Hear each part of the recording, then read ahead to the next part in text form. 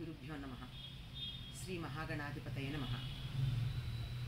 21 పత్రాలతో వినాయకుడికి పూజ చేస్తూ ఉంటే వాటిల్లో కొసమెరుపుగా చేసేటటువంటిది అర్కపత్రం. ఈ అర్కపత్రాన్ని పూజించేటప్పుడు గణేశ్వరాయ నమః అర్కపత్రం సమర్పయామి అంటాం. జిల్లేడు, వీలైనంత వరకు తెల్ల జిల్లేడు, అంటే ఊదా రంగు పూలు ఉండేటటువంటిది నల్ల జిల్లేడు, తెల్లని పూలు పూసేటటువంటిది తెల్ల జిల్లేడు. నిజం చెప్పాలంటే ఈ జిల్లేడు చెట్టునే మనం సూర్యునికి ప్రతీకగా, గణపతికి ప్రతీకగా పూజిస్తూ ఉంటాం.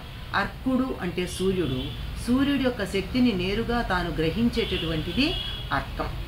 అందుకే ఆ జిల్లేడుకి అర్క అనేటటువంటి పేరు. దీనికి వైజ్ఞానిక శాస్త్రంలో కెలట్రాపిస్ ప్రోసెరా అనేటటువంటి పేరుంది. ఈ అర్కపత్రం సూర్యుడి నుండి శక్తిని సేకరించింది, 64 ఔషధీ గుణాలు కలిగి ఉంది అని చెప్తారు. పైకి మాత్రం దాని నుండి వచ్చేటటువంటి పాలు మనకి ఇబ్బంది కలిగిస్తాయని, కళ్ళల్లో పడినట్టయితే కళ్ళు పోతాయి అనేటటువంటి ఒక వాడుక ఉంది. కానీ దీని ఆకులు, పాలు, పూలు, దీనికి ఉండేటటువంటి మూలం అంటే వేళ్ళు అన్నీ కూడా ఔషధీ గుణాలు కలిగి ఉండి మనకి ఎంతగానో ఉపయోగపడతాయి. ఈ పాలని సేకరించి నువ్వుల నూనెలో వేసి దాన్ని కాచి తయారు చేస్తేనే పిండతైలం అన్న పేరుతో మనకి కీళ్ల నొప్పులకు వాడుతూ ఉంటారు.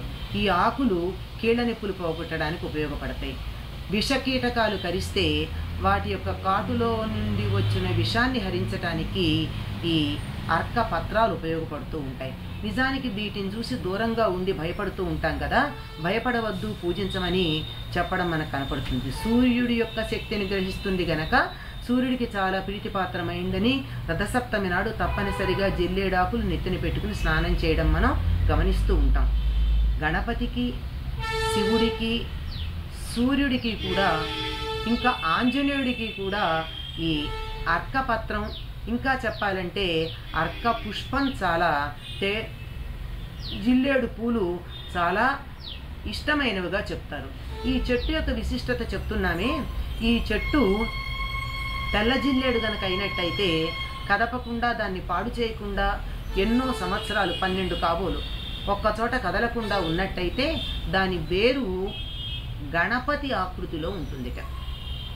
అలా లేకపోయినా ఇప్పుడు మనం ఏం చేస్తున్నారంటే తెల్ల జిల్లేరు వేరుతో గణపతి ఆకారాన్ని తయారు చేసి శ్వేతార్క గణపతి అనే పేరుతో పూజించటం, అది సత్వర ఫలితాలు ఇస్తుందని చెప్తూ ఉండడం మనం గమనిస్తూ ఉంటాం. అటువంటి అర్కపత్రం ఏదైతే ఉందో అదిగో దాన్ని చూడండి.